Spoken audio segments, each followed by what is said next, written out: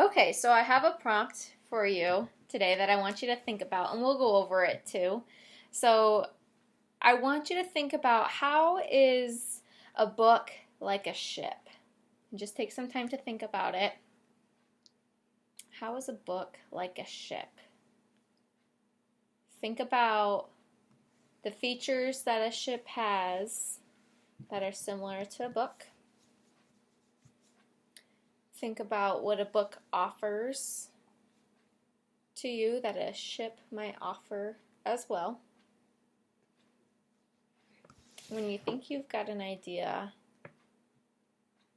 we can start sharing Okay. what you think. So a ship offers like facts about Okay. it, and the book can tell you more facts.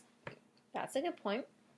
How does a ship offer you facts? Like if you go to a museum and it tells you some cool little facts and Oh, stuff. sure. So you're thinking of like a museum. What about an like old broken down ship? I want you to think, okay, so with ship in this context, I want you to think about like cruise ships, or There's libraries on them that you could get books from.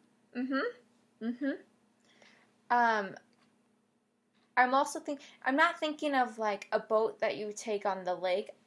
Like I'm thinking like a big ship, like what people would set sail on to go to new countries, like back in the olden days.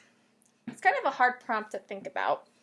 But one thing that a book and a ship have in common is they both take you on a journey. When we read, we find ourselves being,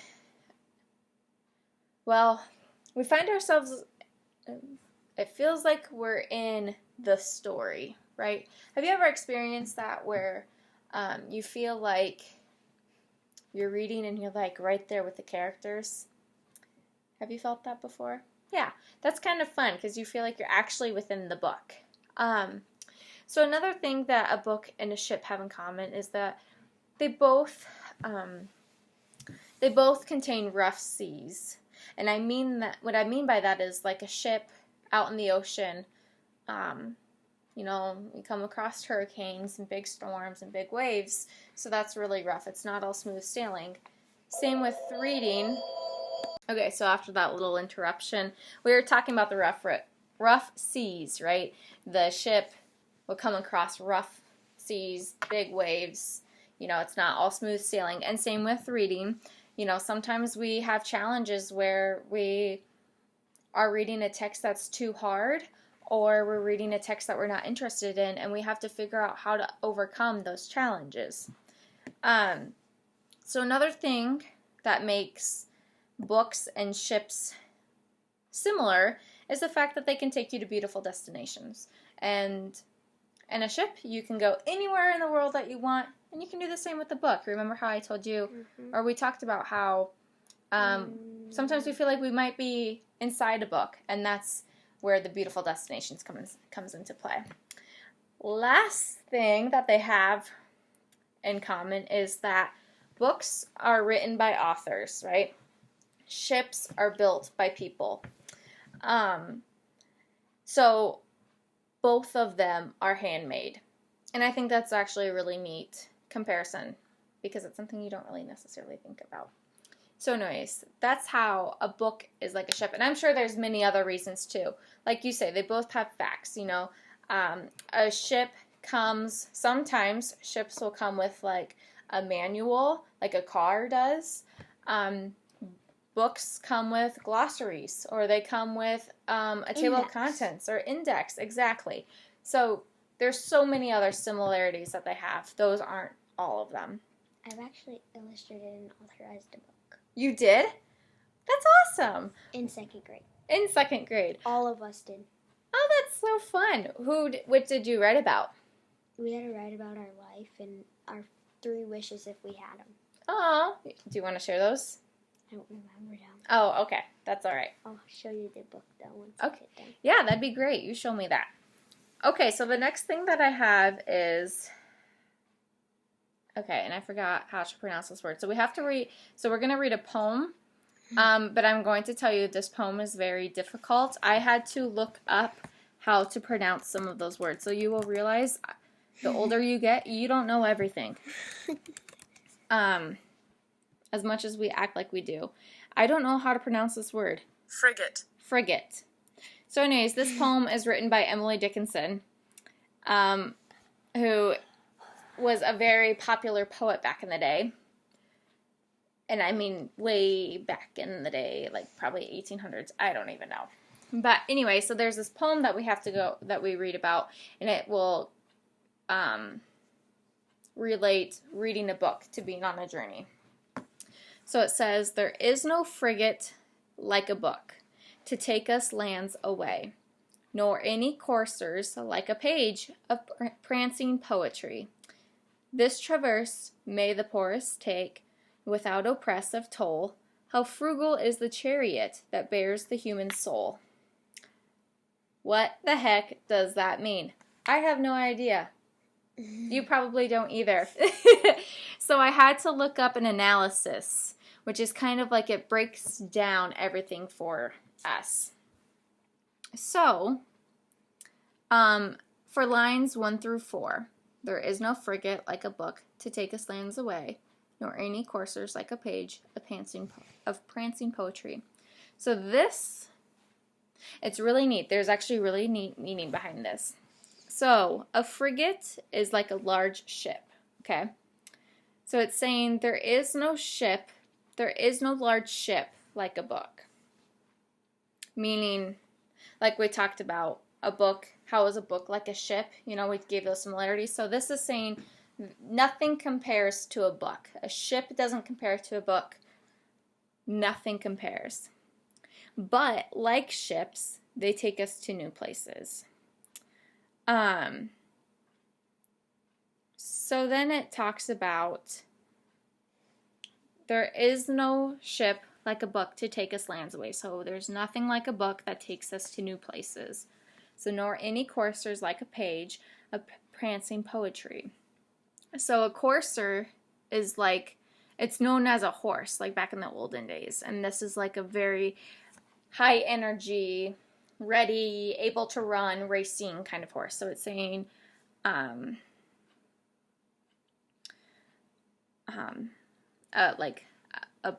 even a horse can't take us like to a page. This is really hard to understand. Okay. Okay. But like a horse, it can take us to a new location, but it talks about prancing poetry. You know how poetry sometimes it's like, I don't know, like it rhymes really good, like Dr. Seuss books. Red fish, blue fish. One fish, two fish. One fish, two fish. Like it all, I don't know. Red fish, blue fish. One fish, two fish, red. One fish, two fish, red fish, blue fish. I think. Something. I've had second graders read that to me for the last 2 weeks. You think I would know how that goes, but anyway. So, yeah. When I went over this, it made sense, and trying to explain it doesn't really make a lot of sense. Okay, so anyways, lines 5 through 8. This traverse may the poorest take, without oppressive toll. How frugal is the chariot that bears a human soul. So this is like saying that books are accessible to all kinds of people, even poor people, without oppressive toll. This is referring to like toll as in like toll booths. Have you gone through the states where you have to pay to be on their highway? No. Oh, they have a lot of them out east. It's like you drive, I think it's like every 5 miles, and you have to pay because, like, residents within that state, like, we pay tax, highway tax, road tax, but, like, other states don't. So people that are passing through have to pay at a toll booth, and that's how they use that money to cover the expenses of roads. So anyways, it's saying that even the poorest people can read a book for free without having to pay a toll. How frugal is the chariot that bears a human soul. So this is referring to, frugal is another word for being cheap. So you don't have to have money to be able to read. And then it's just we read for enjoyment. So that's kind of, that breaks down the poem for us. So if we try to start back at the top, there is no ship like a book to take us to different places. A book can take us to different places. Not even horses, nor any horses like a page, a prancing poetry. So books, poetry, they are able to take us to new places. All kinds of people can read books and poems. It's not just high class people. Poor people can have access to books too for free. And it's just a good thing for the human soul. So reading is good for the soul. Okay. That was kind of painful. I'll have to put that in my reflection. Anyway. Okay. So I want you to think about, as we develop into this lesson now, I want you to think about when you read, do you have a favorite spot that you like to read? In the classroom or at your home?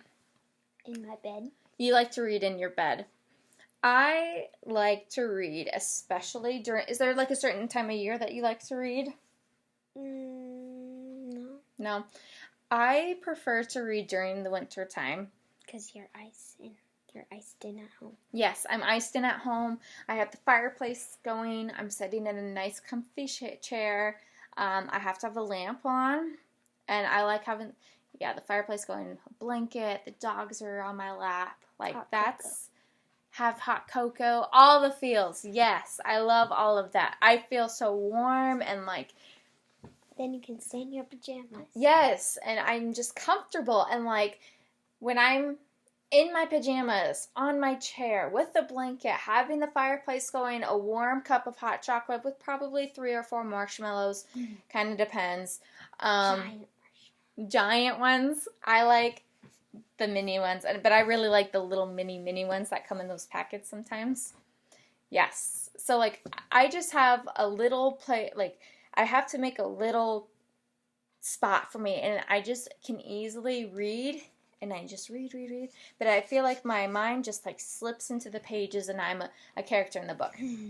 It's crazy, but then you want to put your name with the yes, people's name. Yes. So I want you to think about when you read in your bed, like, what kind of journey are you taking?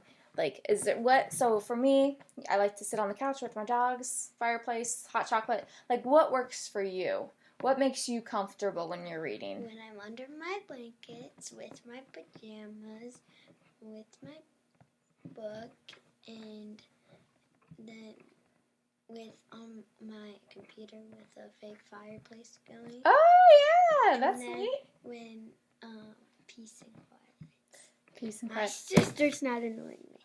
Do you have like a lamp on, or do you any room light on? I open my curtains so I can see outside and stuff. Oh my gosh, nice. And then, is your cat, the cat that's in the entryway, she come in the house? Sometimes, but she don't sit with me. Okay. And if I did let Gunner in, he'll chew my book up. Oh, yeah, we better not let Gunner in then. That's why I don't let him in after school, because he's going to chew the couch and stuff up. Yeah. So when we are in our comfy places like that, we are able, like I said, to slip into the pages of the book, and we feel like we're a character in the story. And when that happens, when we feel like we're the character in a story, they call that the reading zone. Have you heard of that term before? So every time that you find yourself within your reading, but you're like picturing yourself with the characters, that's called the reading zone. You are like within the book. Your mind is mentally within the book. It is so fun. That is my favorite part of reading, is when I feel like I'm a character in the book.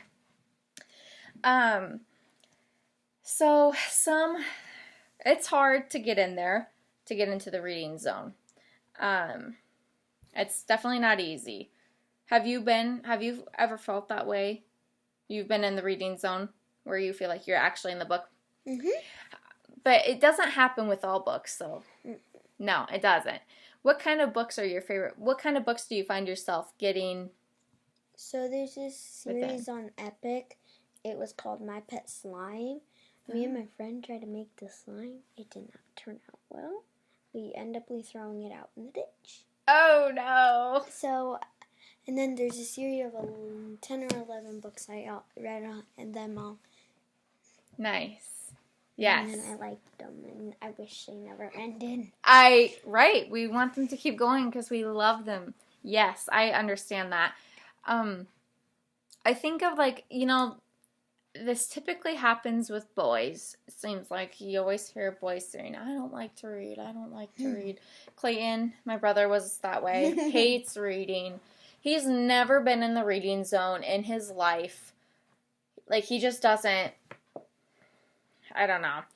I think one of the biggest things is because he faces a lot of roadblocks. So it's important that in order to overcome these roadblocks, we have to find books that we're interested in, right? And we have to be able to mentally and physically be healthy to be able to be trapped into those books. So, like, sometimes people will lack fatigue. Have you heard of that term before? Nope. Fatigue is like a lack of sleep. They're tired. They're drained. Like, maybe it's they haven't ate. Like, you feel yourself withering away. Like, that's fatigue. So when we're facing fatigue, we don't typically end up getting into the reading zone. Another time is like when we lack interest. When we lack interest in something, we don't want to do it. Because it's boring. Because it's boring. And who wants to do something that's boring?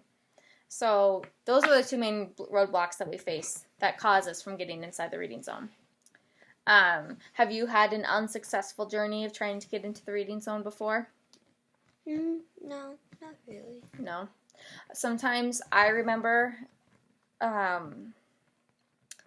we'd have to do like weekly readers. Say that 5 times fast. Yeah. So weekly readers. I did not like those books because they were article based. They weren't even books. They were like magazines. And we used to get them all the time at school. That's boring. Mm-hmm. I thought they were boring. Like, they were neat, but, like, textbooks I find to be boring. I don't like reading textbooks. So I don't ever get into the reading zone. But often I get into the reading zone with, like, fiction books. I like graphic novels. Ooh, yes. Where they have the pictures and then many words. Graphic novels are neat. I love books. Like, oh, yeah. And then the book I'm reading now is called The War with Grandma, and it's really funny. Oh, is it? So have you been able to feel like, what's it about? It's a real funny story. I'm just going to spoil the end because the kid and the grandpa have a war. And the kid takes the grandpa's fake dentures, wraps them in Kleenexes or paper towels, and shoves them away in the closet. And then he comes up, "Where's our first?" And I'm like, we all just started laughing. Oh my gosh! I read it at school, and then Grandma Diane gave me the copy of it. And then, actually, last Saturday, we went and watched the movie of it. Oh, is it good? Sometimes movies and books don't always line up. Is that one pretty close? No. It's different. It was different. The ending was different. The grandpa moved out. Oh. I've never read the book or seen the movie before. So. And the grandpa eventually came back. Oh, good. Books that I like are Diary of a Wimpy Kid. I used to love them, and I would sit in like study hall back in middle school. I'd be like cracking up, and we're supposed to be quiet because we're in the library, and I am cracking up because like it is so funny. And I've never like read a book that truly makes you laugh. My cousin read the whole entire series of Diary of a Wimpy Kid. Ah, they're good. So we've had successful journeys, we've had unsuccessful journeys. So I thought we could make directions to the reading zone chart and just kind of write down our ways of what helps us get into the reading zone. Okay? I'm staying in the house. I'm not going outside. It's raining again. Oh, great. So what color do you want? Light purple. Light purple? Okay. So what we'll do here is we're just going to write ways that we're able to get inside a story, get inside the reading zone, whatever ways work for you. I'll start. I think one of the ways that you can get inside a reading zone is to choose an appealing book, something that you're interested in.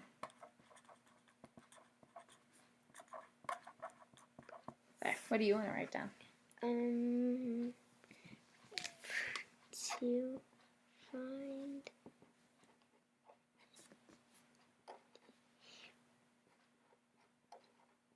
It is really raining out there.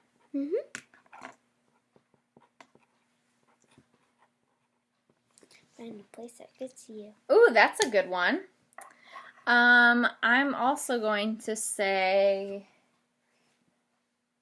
find a place that fits you. You have to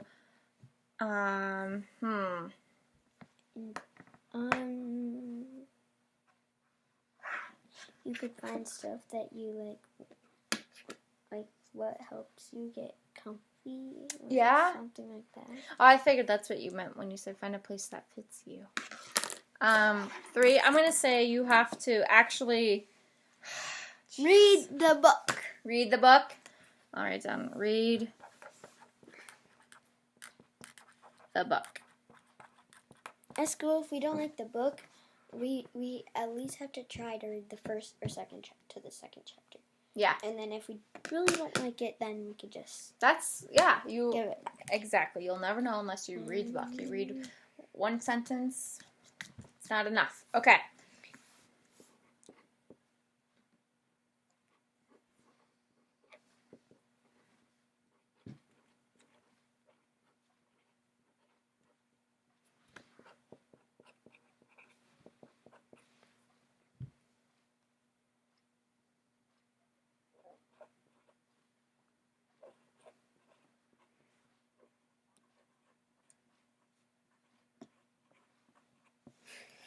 Alright, that's a good one. If you don't like it, go get a new book.